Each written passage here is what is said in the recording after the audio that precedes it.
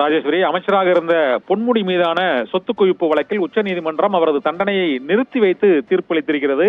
இதனால் காலியாகி உள்ளதாக அறிவிக்கப்பட்ட திருக்கோவிலூர் சட்டமன்ற தொகுதி மீண்டும் அந்த காலியான தொகுதியாக அறிவிக்கப்பட்டது வாபஸ் பெறப்படும் என கருதப்படுகிறது. அவ்வாறு வாபஸ் பெறப்பட்டால் மீண்டும் பொன்முடி திருக்கோவிலூர் சட்டமன்ற உறுப்பினராக தொடர்வார் என சட்ட நிபுணர்கள் தெரிவித்திருக்கிறார்கள். இது தொடர்பாக சட்டப்பேரவை செயலகம் அளித்த விளக்கத்தில் உச்சநீதிமன்ற தீர்ப்பின் நகலை இணைத்து பேரவை செயலகத்தை பொன்முடி அணுகலாம் என்றும், அவ்வாறு அணுகும் போது அவரது சட்டப்பேரவை உறுப்பினர் பதவி மீண்டும் உயிர்ப்பிக்கப்படும் என்றும் சட்டப்பேரவை செயலக அதிகாரிகள் தெரிவித்திருக்கிறார்கள். இதனால் திருக்கோவிலூர் தொகுதி சட்டமன்ற உறுப்பினராக பொன்முடி மீண்டும் தேர்வு செய்யப்படும் பட்சத்தில் அவர் மீண்டும் அவர் வைத்து வந்த அந்த உயர்கல்வித்துறை அமைச்சர் பொறுப்பு அவருக்கு மீண்டும் வழங்கப்படும் என எதிர்பார்க்கப்படுகிறது. நாடாளுமன்ற தேர்தல் வரவுள்ள சூழ்நிலையில் திமுகவின் அமைச்சர் ஒருவர் மீதான ஊழல் தடுப்பு தண்டனையானது நிறுத்தி வைக்கப்பட்டிருப்பது மிக முக்கியமான தீர்ப்பாக பார்க்கப்படுகிறது.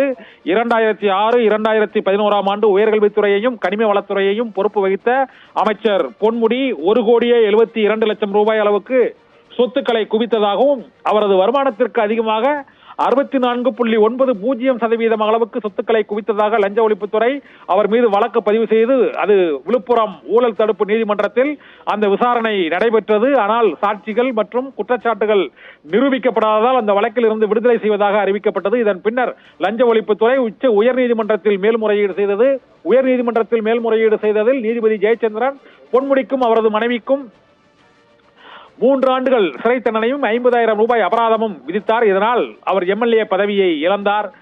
மக்கள் பிரதிநிதித்துவ சட்டத்தின்படி அவர் 1.5 ஆண்டுகளுக்கு அதிகமாக அவர் தண்டனை பெற்றிருந்தால் அவரது பதவி இழக்க நேரிடும் என்ற அடிப்படையில் பொன்முடி எம்எல்ஏ பதவியை இழந்தார். திமுகவின் மூத்த தலைவர்களும் முக்கிய பொறுப்பு வகித்த அமைச்சர் ஒருவர் ஊழல் தடுப்பு சட்டத்தில் சிறை தண்டனை விதிக்கப்பட்டு அவர் பதவி இழந்தது திமுகவுக்கு அரசியல் ரீதியாகவும் ஒரு பெரும் பின்னடைவாக கருதப்பட்டது. இந்த சூழ்நிலையில் தான் திருக்கோவிலூர் தொகுதி அண்மையில் காலியானதாக அறிவிக்கப்பட்டது.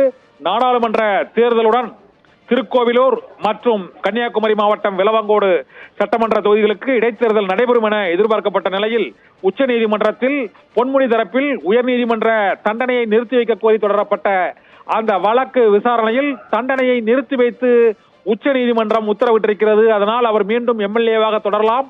அவர் வகித்து வந்த உயர்கல்வித்துறை அமைச்சர் பொறுப்பு மீண்டும் வழங்கப்படலாம்.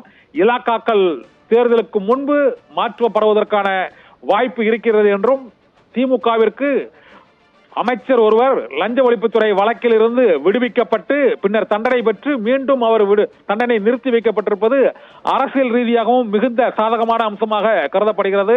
இதனால் அமைச்சர் பொன்முடியின் அரசியல் வாழ்க்கையும் மீண்டும் தொடங்கி இருக்கிறது என்றுதான் கூற வேண்டும். ஏனென்றால் 3 ஆண்டுகள் சிறை தண்டனை விதித்து எம்எல்ஏ பதவியையும் திமுகவின் மூத்த முக்கிய தலைவரும் முக்கிய பொறுப்பு வகித்த அமைச்சரும் அந்த பதவியையும் பொறுப்பையும் இழக்கக்கூடிய ஒரு நிலை ஏற்பட்டதால் ஏற்கனவே அமைச்சராக இருக்கக்கூடிய செந்தில் பாலாஜி புழல் சிறையில் அடைக்கப்பட்ட சூழ்நிலையில் அமைச்சர் பொன்முடியும் பதவி இழக்கக்கூடிய சூழ்நிலை ஏற்பட்டதால் திமுகவுக்கு எதிரான நாடாளுமன்ற தேர்தல் பிரச்சாரமாக எதிர்க்கட்சிகள் இந்த அமைச்சர்கள் மீதான ஊழல் வழக்குகளை முன்னிறுத்தக்கூடும் என எதிர்பார்க்கப்பட்ட நிலையில் தான் உச்சநீதிமன்றம் இந்த தீர்ப்பை வழங்கி இருக்கிறது.